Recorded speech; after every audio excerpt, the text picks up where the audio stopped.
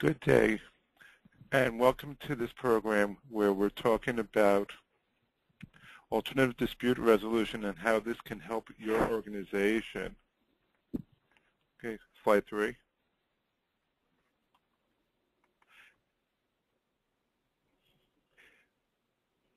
Today we are going to begin a discussion about control. No, not Maxwell Smart, Agent 86.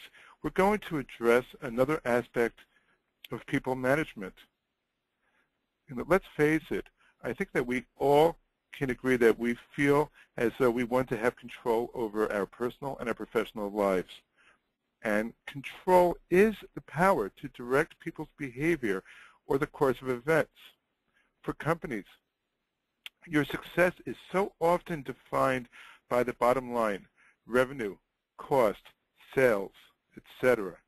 And managing the employer-employee relationship and costs associated with litigation has a direct impact on the bottom line.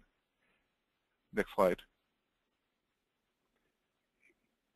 The one major problem that we have had is that there has been an escalating cost to companies in litigation. In fact, in 2012, nearly 100,000 bias complaints were filed with the EEOC. The EEOC alone was responsible for generating $365 million paid by employers to employees. That staggering number, $365 million, does not reflect awards and settlements of privately brought litigation not involving the EEOC. And in addition, that number does not reflect the legal fees companies were required to pay to their employees. And in addition, we've got negative publicity. Employees bring claims against employers, and we don't want that negative publicity. That is something that would be damaging to companies. And in addition, there's a major interference and an interruption in the workplace. 5. So we're going to talk about alternative dispute resolution, ADR. And the two areas we're going to focus on are mediation and arbitration, and whether or not mediation or arbitration can have a positive impact on your business. I'm not going to suggest to you that ADR works for all organizations, or mediation or arbitration is right for you. I suggest it's something that we can talk about. We'll explore the pros and cons of it, and we'll see whether or not this can work for your company. What I will tell you is that properly implemented ADR programs avoid some litigation, will reduce the budget spent on employment litigation, and it will have a positive impact on your employer-employee relationship. Now, a bit about my background. In addition to practicing law and doing HR work, I am a mediator, and I have handled disputes ranging from minor misunderstandings to major multi-party high-stakes litigation. And in many of the cases, the minor disputes and some of the major disputes, they could have been resolved had there been a dialogue between the employer and the employee early on in the process. Number 7. First thing we're talking about is mediation. Mediation is a process wherein neutral helps lead the parties who are embroiled in a dispute, whether minor or major, towards a resolution. Some of the important characteristics to think about are control. The parties retain control over the process of mediation. It's not given to another person. Mediation is not binding. A mediator cannot order that a case settle. A mediator cannot force the parties to settle the case. What the mediator can do is bring the parties to the point where they make the decision that it's better to resolve the case than leave it up to a third party. The process of a mediation is also very important. It oftentimes takes place in an office, in a conference room, as opposed to in a courthouse, which can be cold, sterile, and oftentimes intimidating. The mediator will talk either with everyone in the room or with subsets of everybody, the employee's side, the employer's side. These caucuses, is what it's called, are used as techniques to enable the mediator to get enough information to be able to get the case resolved. And remedies. In mediation, the parties and the mediator can create remedies that would not otherwise be available in court that can help lead many times to non-monetary parts of a resolution that help get the case resolved in a much more economically advantageous manner.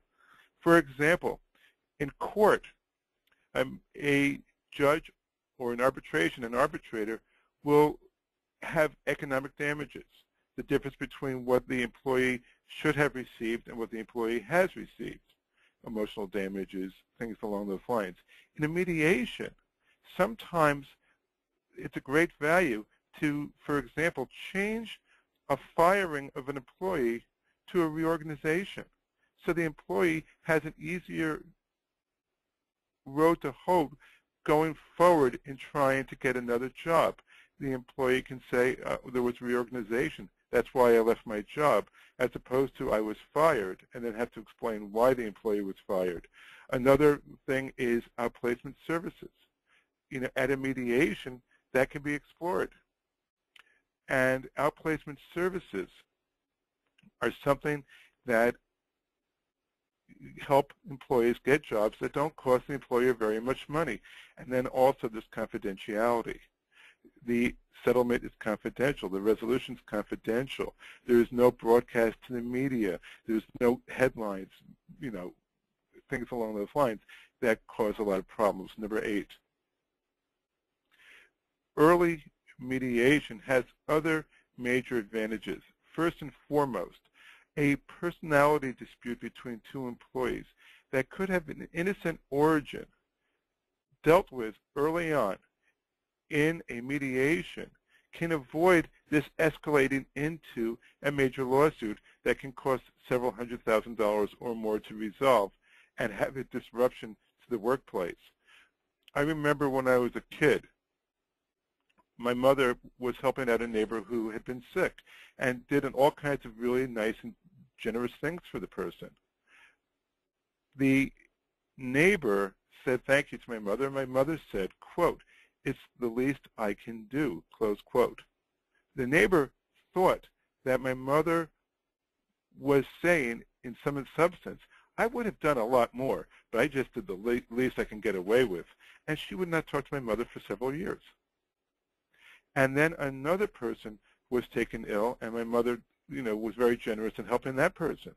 So the first neighbor said to her, Mrs. Gabor, that was really a very nice thing you did. And my mother said, quote, "That's the least I could do," close quote. And the neighbor said, "Say that again," and then realized it was just a figure of speech. My mother was just simply responding. Not that she would have done more but was getting away with less. It was just her answer, and it was a misunderstanding. Had that been resolved, in a conversation, in a dialogue, led by a third party, such as a mediator, a misunderstanding could have been avoided. And that happens in the workplace on a regular basis. As a person who has mediated hundreds of cases, as a mediator, trust me, I've seen it many times.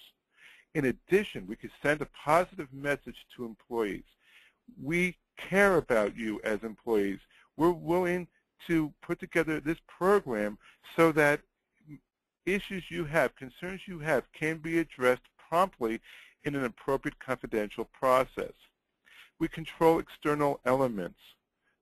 An employee who feels isolated or alone goes home, talks to family, talks to friends, winds up in a lawyer's office, and the lawyer is looking at the prospect of bringing a new lawsuit. The lawyer sees dollars and cents and an opportunity to bring in a new client.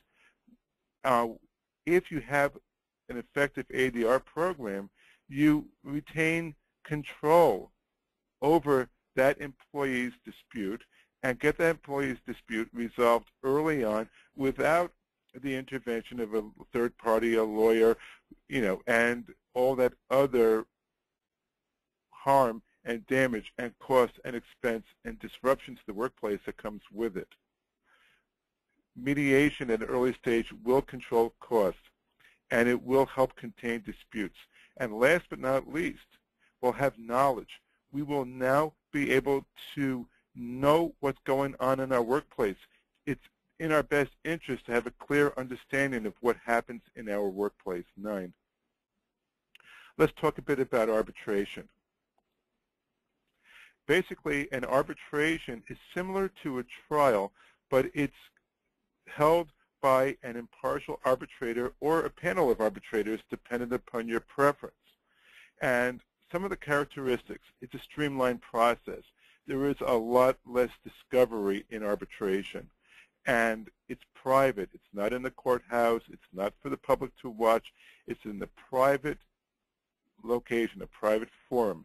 The schedule's predictable. The dates when things have to be accomplished, the date of the arbitration, all those things are done well in advance, as opposed to court where sometimes your case will be coming up for a trial sometime in May, maybe June. It's flexible. You can go to the courthouse paying your lawyer by the hour to sit around for 2 or 3 days waiting for the trial to start. And there's finality. In court, there's motion after motion and appeal after appeal. In arbitration, there are no substantive appeals. 10.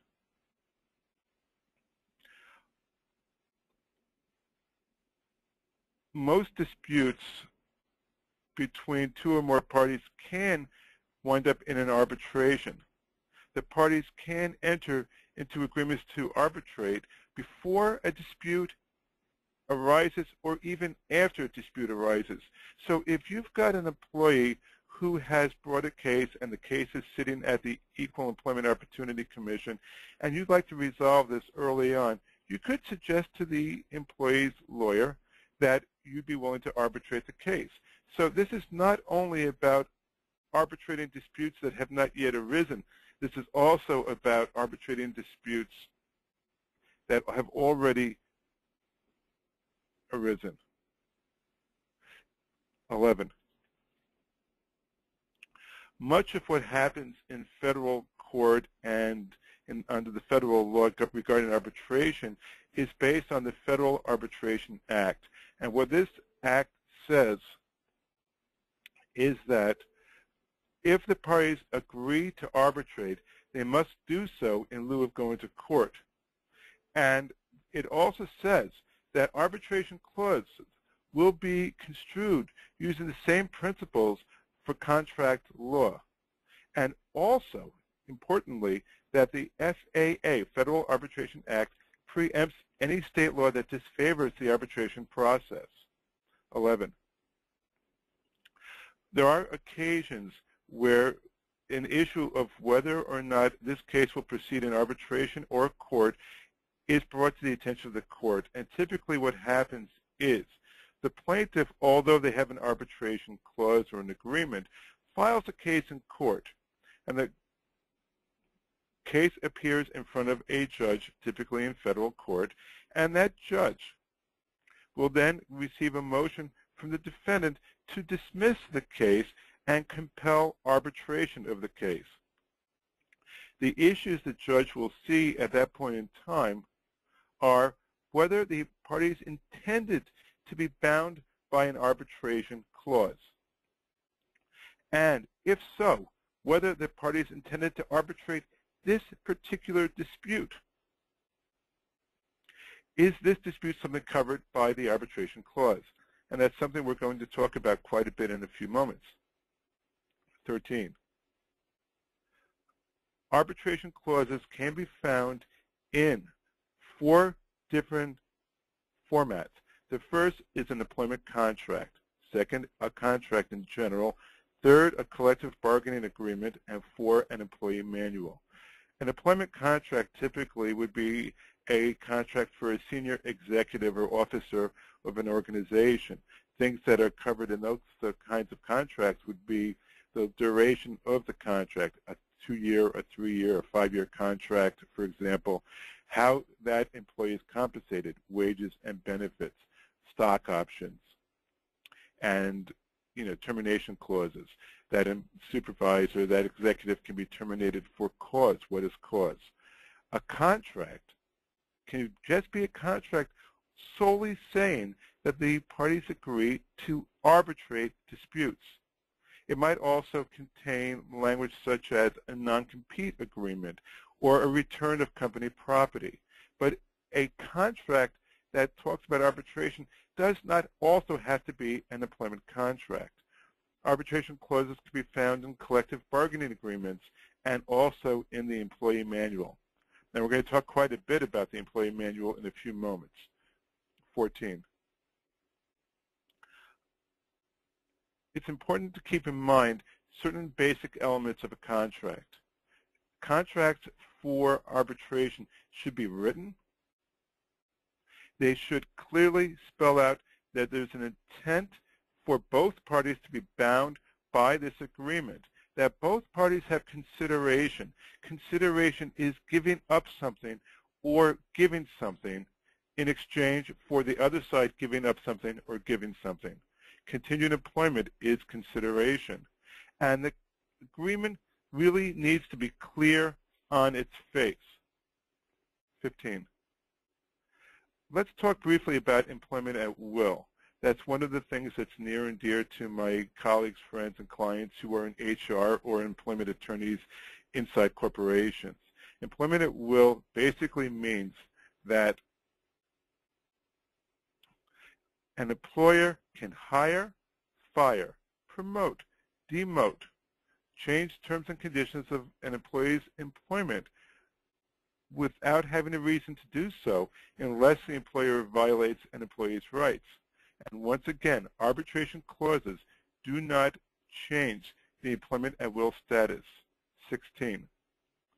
The typical defenses that are raised by employees who do not want to be bound by arbitration clauses are fraud, duress, unconscionability, overly harsh or one-sided agreements. 17. The focus a court has in dealing with a motion to compel arbitration is, does the agreement reflect the intent to arbitrate in clear and unambiguous terms? Does the employee still have the opportunity to vindicate his or her rights in arbitration? Does the agreement allow the anti-discrimination statutes to serve their remedial and deterrent functions? A major public policy concern when dealing with motions to compel arbitration is that the public policy favors the anti-discrimination statutes, Title VII, the Age Discrimination Employment Act, and the Americans with Disabilities Act, for instance. So it's extremely important to keep in mind that if an employee's right either to pursue a remedy under a statute or the statute at all is hindered, then we run the risk that the courts will not enforce the arbitration agreement. The courts also talk about a meeting of the minds. In order to enforce an arbitration agreement, it's a burden on the employer to show that the employee and the employer both have a meeting of minds that they accepted this arbitration agreement. So when an employee has an arbitration clause which is part of an employment manual, and the employee acknowledges receipt of the employment manual, that may not be enough to show that there was a meeting of the minds. So language such as, by signing this page, you acknowledge receipt of the employee manual and all the terms and conditions in this manual. Courts may say it's inadequate. Instead, the courts may prefer that the employee signs an acknowledgement as follows. David Gabor acknowledges receipt of the employee manual this 2nd day of May 2013. David Gabor further agrees to be bound by the terms and conditions in the arbitration clause and has read and understands all of those terms and provisions. And this happens to be an acknowledgement on the same page with the arbitration provision. That would help demonstrate that the employee agreed to participate in an ADR program, and the language will show an agreement to be bound. 19. The Supreme Court of the United States has made it very clear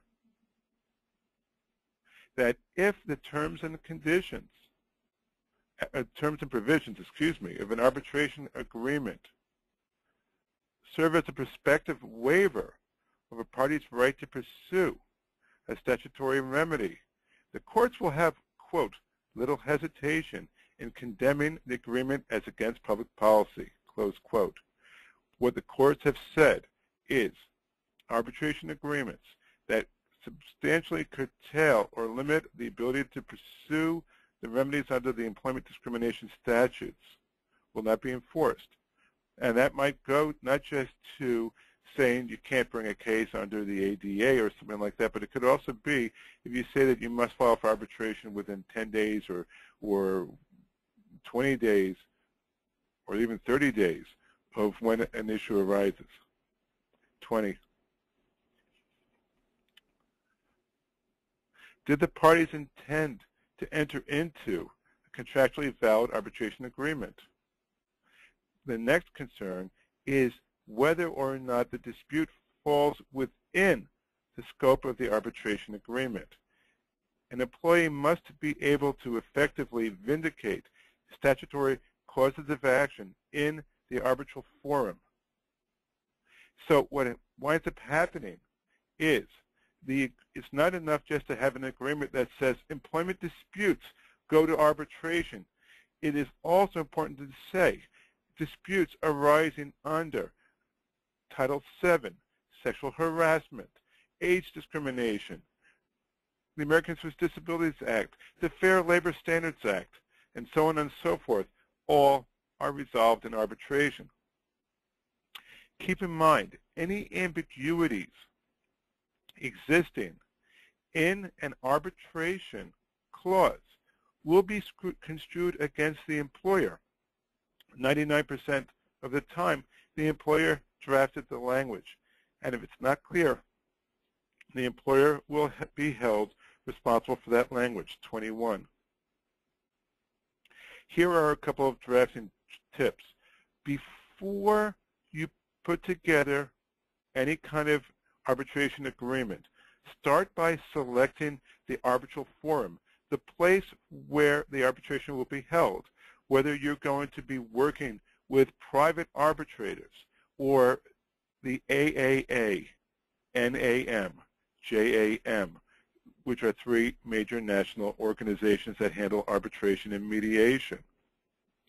Decide on the kind of program that you want. Do you want only certain select people to go to arbitration, for example, senior executives? Or do you want to have an arbitration program available to all of your employees? Determine how are costs for arbitration going to be allocated. Arbitration costs money. Is this something that the costs will be incurred 100% by the employer, will be shared evenly between the employer and the employee? Courts tend to enforce arbitration agreements even where the employee is paying half the cost of the arbitration. And the employee is complaining, oh, this is so expensive, I can't afford to pay my share of the cost. The courts will oftentimes typically enforce those types of agreements. Also consider whether you also want to put a mediation program into this agreement and make that part of your process. And spend some time thinking about what your program is going to look like, again, before you start drafting any kind of paperwork. 22. There are two major legal trends I wanted to share with you. The first, for the employer side, people in the webinar will be very happy with this. There are several cases resolved by the courts, including the United States Supreme Court, that have enforced arbitration clauses that effectively thwarted, ended, stomped on class action cases that employees, or in commercial cases or consumer product cases, people wanted to bring. So when people try to bring a class action and then they've got an arbitration clause and they cannot bring the class action in arbitration, it effectively ends the class action case. That saves millions upon millions of dollars for larger organizations, hundreds of thousands to millions for smaller and mid-sized companies.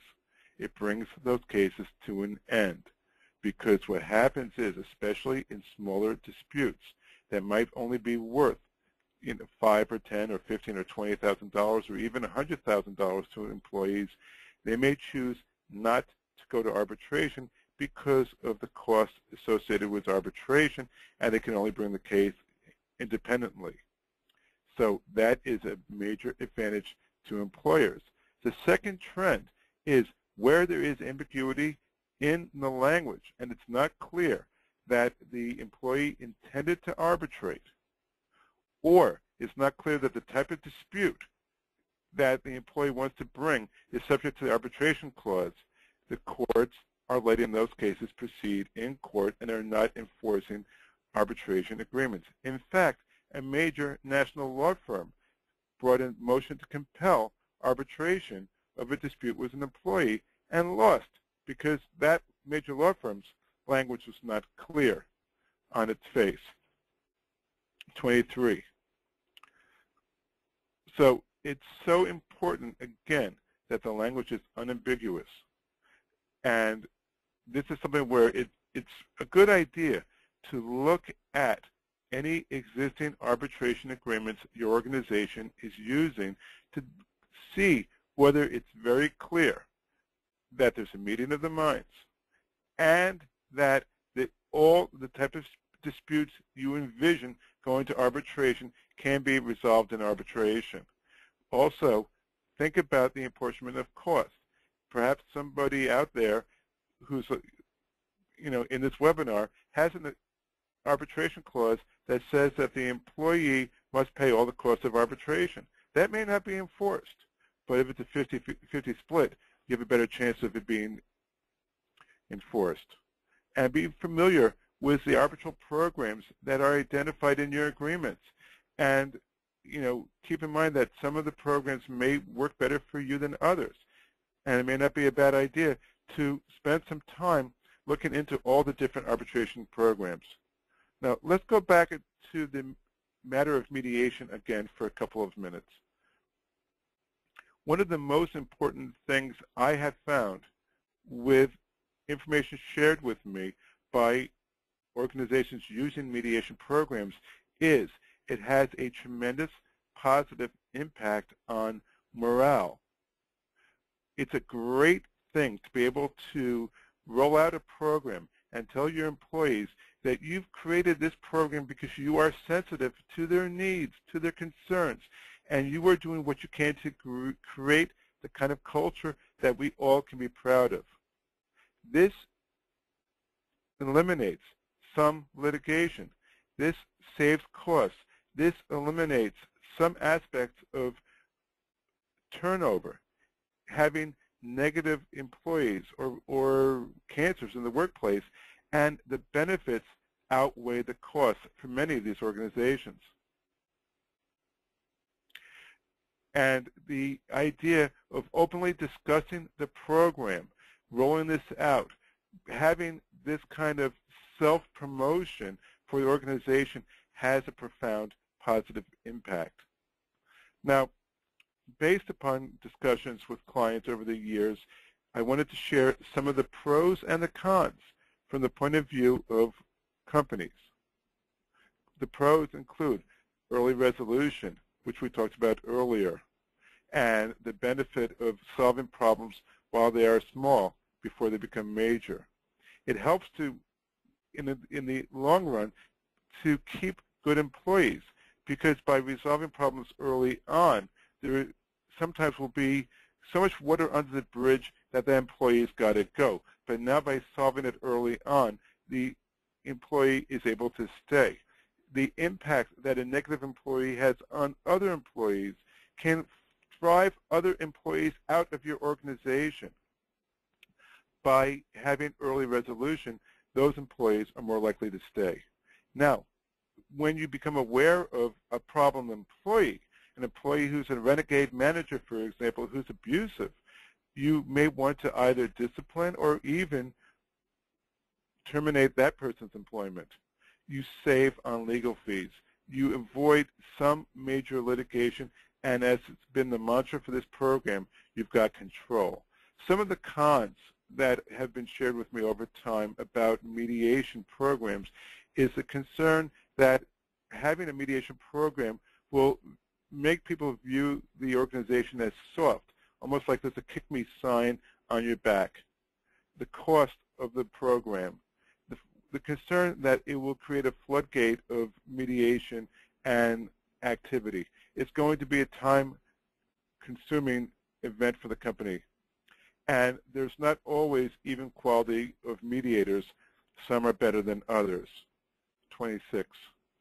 So some of the takeaways is, sure, mediation is not for every company, but it might be for yours. And it might be for, in certain instances for your company. Maybe not a company-wide program, but it might be in certain instances. And as I've said before, it can keep minor disputes from escalating. It can help you alert you of potential problems before they arise, which once again will save in helping you avoid major litigation. And the benefits far, far exceed the cost. 27. Just keep in mind that in a mediation, the mediator does not force you to settle. You and the other side keep control and decide whether or not to settle. So a mediator cannot force you to settle, an arbitrator does.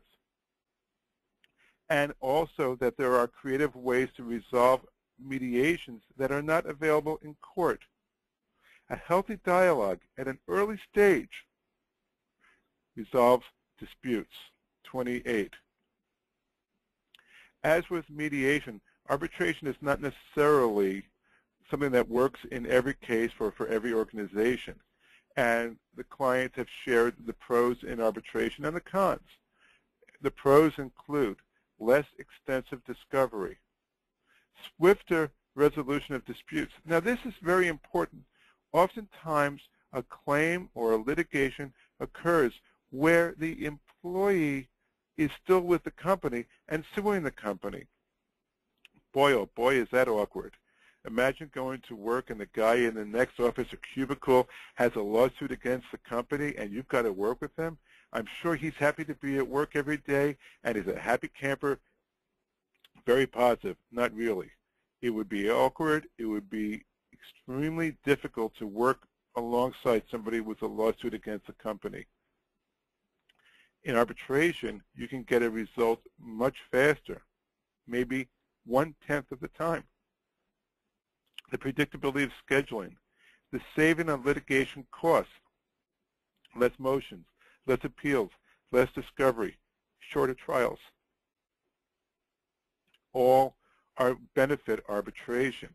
That ability to avoid class action litigation, the ability to discourage people from bringing cases. They're so small, it's not worth bringing it. And avoiding jury trials, because juries sometimes decide cases because of sympathy, not the law. All those things point towards favoring arbitration. Some of the cons. the limited ability to challenge a ruling, because some arbitrators might still be viewed as prejudging the case or biased or just plain arbitrary, is one of the areas of concern that employers have. And the second is the fact that they've got to pay costs for the arbitration program. And the arbitrators is a concern sometimes employers have. Although at the same time, while they do have to pay those costs, if they were in court, the legal fees would be much higher in any event. 30, please. Sometimes companies decide that some employees will have arbitration clauses and others don't. And that is within an employer's right to do it. But there might be a potential problem that it's critical to avoid at all costs. If one class of employees feels that there is a disparate impact, i.e., that class has arbitration clauses and others don't, and that's a protected class under, for example, Title VII or the ADEA or the ADA, you may end up in an employment discrimination case brought by one or more of those employees, claiming that this company policy violates those rights. And that's something to be careful about. 31. So what are your next steps after finishing this webinar? If you have existing agreements with arbitration provisions or your CBAs or your employee manual, look at the language. Make sure the language is clear and unambiguous. Take some time to fully understand the ADR process. If you don't already have a clear understanding, spend some time talking to a neutral, a mediator, an arbitrator, or an attorney. You could talk with me. But spend some time so that you fully understand how ADR works. And then you can start making really good decisions on whether or not the costs and benefits of mediation and arbitration warrant using this in your organization. And stay up to date on the legal developments.